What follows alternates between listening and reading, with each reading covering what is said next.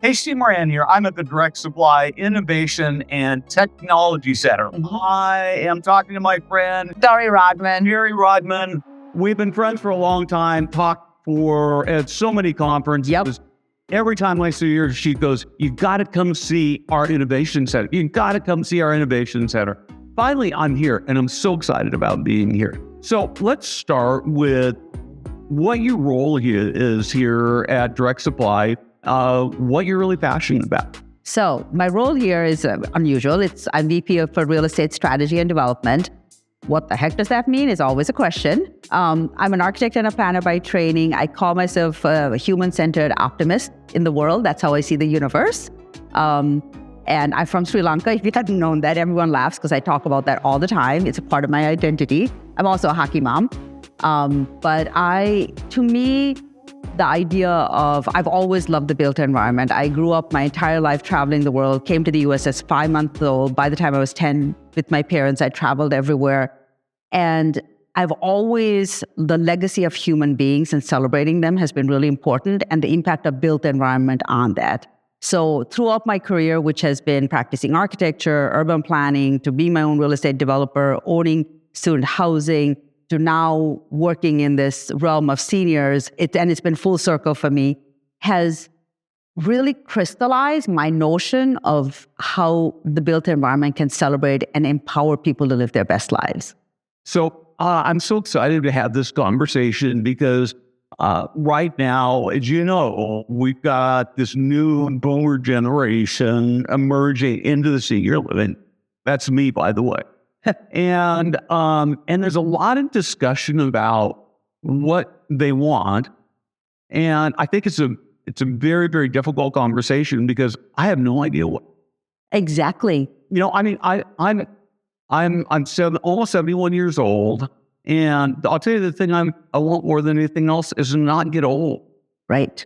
So how do you create an environment? Because I think I'm not alone in. No, and I think that, I think there's a couple of different pieces to it. Culturally in the United States, we come from a culture that all our lives celebrated youth and really looked down on the notion of aging. That is instilled in our heads. We always talk about a lot of our individual identities are tied to like what our parents' expectations of us were, right? And then if you think about societal expectations of us, and the boomers, more than anybody else, as a generation, have been incredibly adaptive to change. Like in their life, how many changes have happened from man walking on the moon to, Woodstock. Like you think about all the things, and technology adaptation, TV to cell phone to all of this, right? They've been very adaptive, but the component that we've always ignored is as what molded them, right? And so the idea that you're sitting here questioning, what does aging mean to me, is an identity crisis, right? And so when I'm looking at it we're looking at it from indirect supply, we do everything but operate the communities that we want you to come live in. How do we then capture something that takes a while, has a long lead time, to find something that allows you to be your best self? So I still remember a conversation I had early on with Bob Hillis. He said, I need you to build me flexible buildings that are adaptable because no one knows what they want. And I'm thinking to myself, do you know how expensive that is? Movable buildings is not an easy thing. So the art of designing today is the knowledge that we don't know exactly how we want to age, but we also have a lot of realities. We know we're aging. We know we're getting frailer. We know we want agency. We want to be relevant. How do I build that into my environment?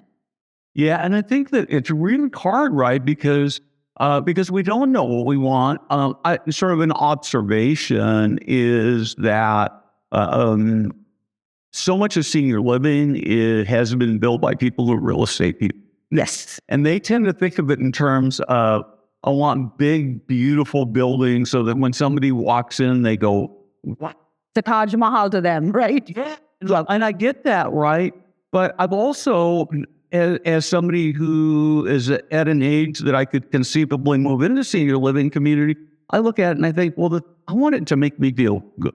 Yeah. I want to be able to have human connection more than anything else. So, and sometimes I think the Taj Mahal makes it really difficult to do that. Well, So I've always advised people, so people call me real estate strategy, right? And one of the things I say is think about the decisions we've made about where we want to live throughout our lives, from where we grew up to when we go to college and whenever we go to a job. Like every component of that is a reflection of my values and how I want to live, right? And now we come to this phase in our life where a lot of things are out of our control because we can no longer do what we always could do. And then somebody tells me, this is where you're going to live because this is where you're going to get the care you need. That doesn't speak to anything that is fundamentally you, right? It talks to your circumstances. So my advice is go have these conversations with these seniors we want to serve and begin to understand where their values and how they want to reflect to the community to who they are.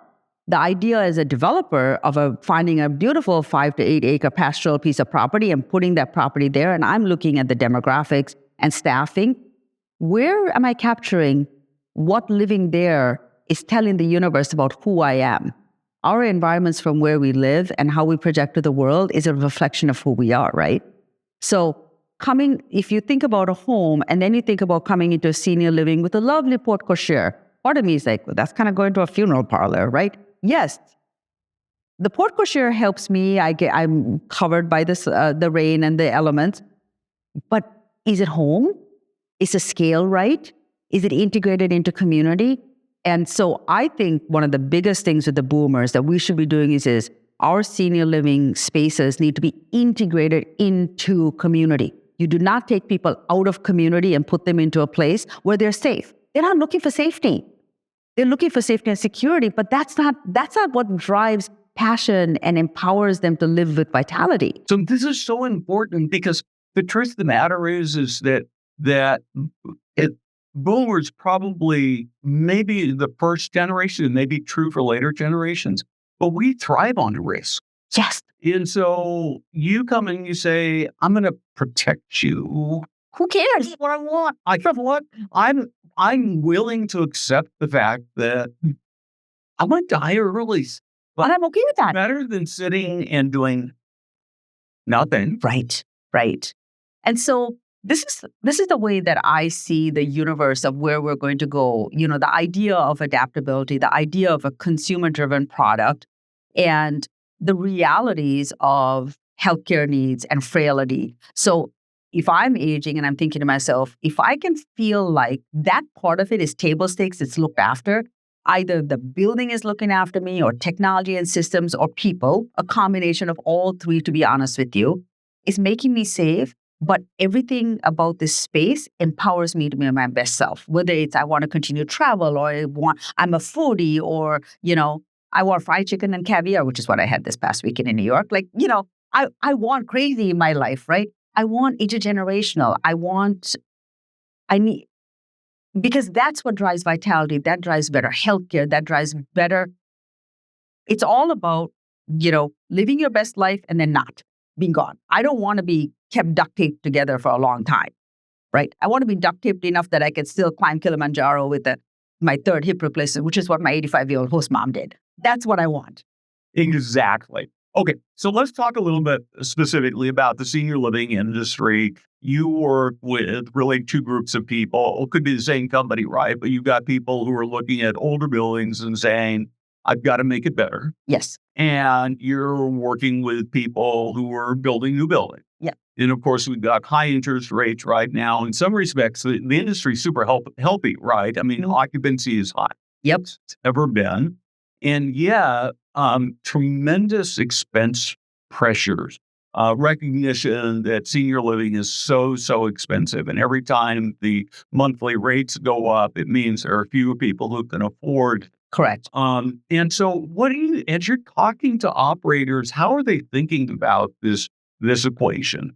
Oh, so a lot of it is, first of all, lots of conversations. And I think the part of that makes me optimistic is that for many, many years, we had the operations and we had the owner funders, right? And the two shall never meet, right? Like other than whatever drives value for them, piece of it, right? But the realization that the interconnection of those two and working hand in hand is what's going to drive success, I think that evolution has been phenomenal. because now suddenly we're having conversations that are more realistic.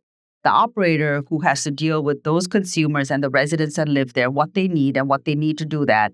And a funder that's not just pushing them to get better and better at that, but to say, I have to derive NOI from this because the people that drive success for me need to see returns on this.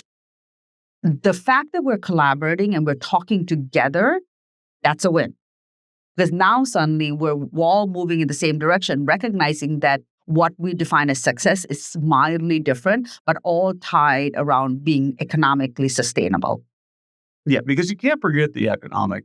So traditionally, developers have worked with architects, interior designers, and then they go out and pick. We don't like the term vendors. I kind of like the term vendors, and you sort of fall in that category. But it feels like as you have dug into this, that you're really looking at sort of a different paradigm. How does direct supply play into all of this? How do you play? How do I play into all of this? So my paradigm fundamentally starts with this is a team game. And you better put your team together and better be very, very thoughtful as a team player. So if you're the developer, which is usually like the first step in, I'm going to do a new building. We're talking new building, right? My question to them is, okay, you need to know your end game, what your exit plan is, what you want to do. You need to know what market you're going. You need to know who you're serving and who serves them best. That partnership better be established at the beginning. This is what I love about senior living. We cannot be cookie cutter. If your operator doesn't know who they serve and how they serve and what facility they need for it, you're dead in the water. A lot of our fear right now is that developers went and did their thing. They built the Taj Mahals, and then they went shopping for an operator, hoping to fit that. The operator is trying to function in a building that doesn't serve their needs. So that disconnect does not work. I think we're at a point where we realize we need to put all these people together from day one. When you're selecting your site, that operator better be there because they know who they're going to serve and what the consumer is going to need. That adaptability as a boomer that you want and what it is, that operator better really understand that because that's how they're going to be successful. Then you build a building to it. Then you bring the technologies that serve in that building, right? You have to build all of that in your early planning stage. Measure 15 times before you cut anything. I love that. So how do you balance? I mean, if I had an unlimited budget, unlimited construction budget or CapEx budget, unlimited operating budget, I'd build this Taj Mahal. But as you say, you've got this reality where you want to control costs. You want to make it as affordable as possible. And yet you want to create great experiences. How do you do all that? It's not easy. It is every line. If I'm looking at a development pro forma, every line matters, right? And every line has to be looked at from all lenses, from the consumer, the needs that they have, what the operating model is, what the workflow to serve that is. That workflow is a combination of the building design, the technology embedded in it, and the people. The idea that all we do is throw staff at a problem is irrelevant. We cannot do that, first of all. We don't have the human beings to do that. You don't want that as a consumer. So it is the ability to that's why they measure 15 times. Every line item from how does somebody enter a building? How do we greet them? How do we move them in? How does their day look? Those are all workflows. We have to look at it comprehensively and look at solutions that are far more holistic rather than singular. So one of the things I love about you all kind of contrasted with maybe a traditional interior designer or architect is that you get to talk to a lot more people, right? Yes. So you hear a lot more ideas. What are some of the things that you're seeing that people are doing right now that just get you really excited?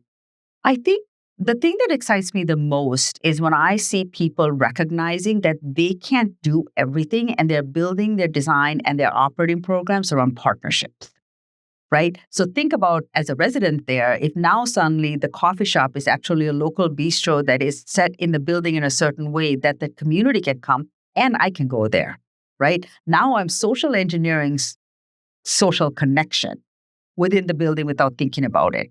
We have moved beyond thinking, I have a 100-unit building, I'm doing everything for myself.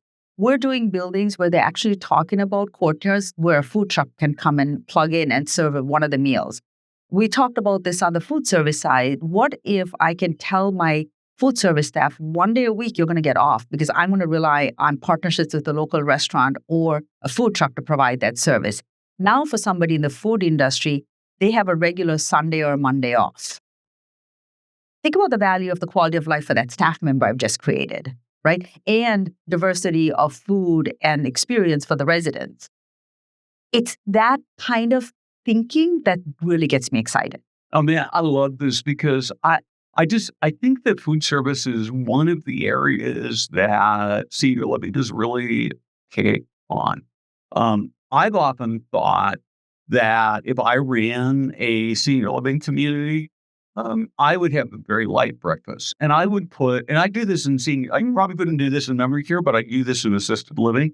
I'd put a toaster, a microwave, a refrigerator in every unit, and then I'd go to the residents. I say, "What do you like to eat for breakfast?" Yeah, because I guarantee you eat virtually the same thing for breakfast every single day. Yep. Maybe 2 or 3 very Right. And so what we do right now is we demand our residents get up at some time. They have to get dressed. They have to fix their hair if they have hair and go down to the dining room and eat. And the truth of the matter is I don't know how you do it at your house, but I know that at my house, I can get up and I have a cup of coffee and maybe have a second cup of coffee. Yep. Pour myself a bowl of cereal or make myself a smoothie. Yep. Or eat a piece of toast, and then I get on with it. Right. Why don't we do that? I think that's changing. I think that we're beginning to say that the economies of saying, I'm going to serve these residents with 3 meals that are flat, technology is allowing us now to change those. Like later on, you'll hear about some of the stuff that we're doing on the procurement side of it. I think that's where the individuality of an individual that's living in the community can actually be served, because now we're going to have tools that are going to allow us to do that. You think about why we did the way we did it. It was economies of scale, right?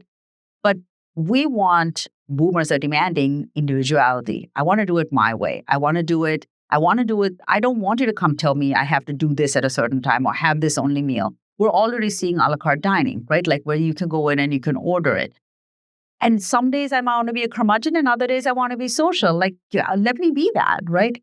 So I think the more the industry talks about that and paints a picture of how you can be your best self in your words, the better we will be as an industry. And I think that there is a way for us to get there. In fact, I think we're already getting there. The silver lining of the entire COVID scenario was the fact that we got comfortable with Uber Eats. We got comfortable on-call services. We got comfortable with getting Blue Apron to deliver something. Wouldn't you like to be in there and still be able to cook? Like, I love to cook. I mean, heaven forbid the day I don't put a meal together, right? But my body may not be allowed to do that. I may have to find a senior living community that lets me do that and have a little bit of an entertainment. How are they going to let me do that? So I think that we realize the beauty of senior living is we are home, but in a congregate home setting. And so the design is getting a more humanistic scale, right? And we're walking through it as if though the person that's going to live there is walking through it, rather than I'm an operator, this is what I need, and you're going to come live here. We're shifting the conversation to the lens of the individual that's going to make it their home. I think that's changing how, and I look at it as one of my favorite books is The Gentleman in Moscow. And I love the fact that the Count creates his entire world inside a building. It was all social engineering of the building, right? It was like an internal courtyard, because when we're seniors, we're 99% inside. So how do I look at the building as if though it's a city and I've got all these spaces? So when I'm designing, I'm walking through saying, I don't want to be in the same place. So if I look at my activity spaces, I want a man cave activity space. I want a painting and yoga activity space.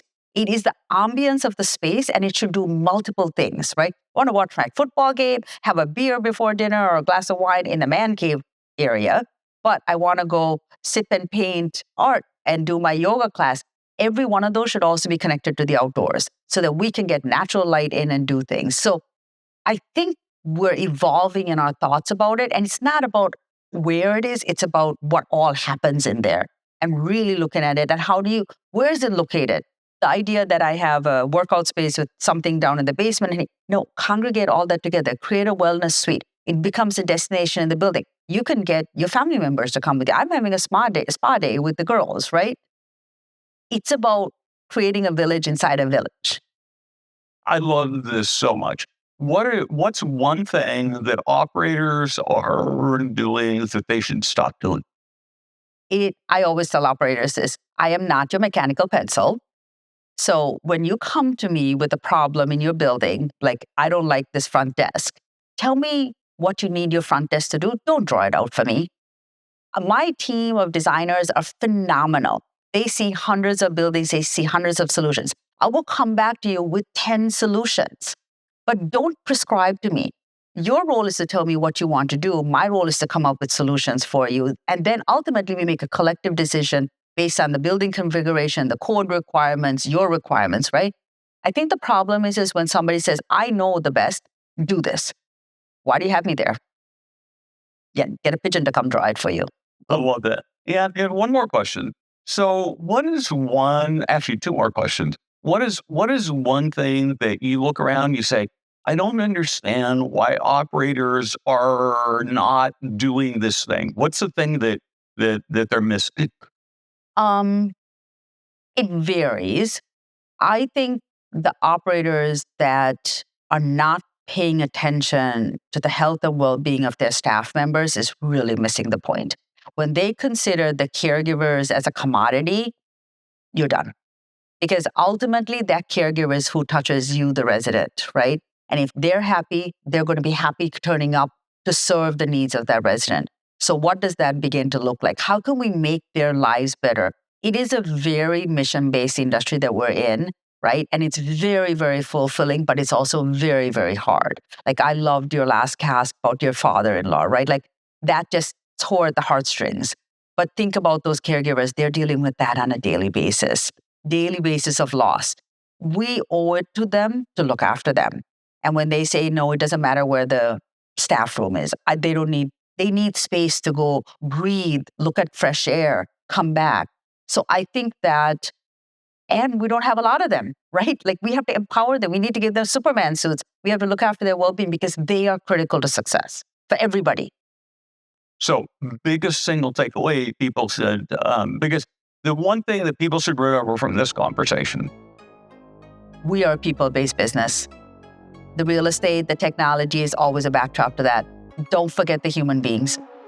I got to get you on a live stream one of these days in the next few months. So I love that. you're great. I love talking with you. It's great. Thank you so much.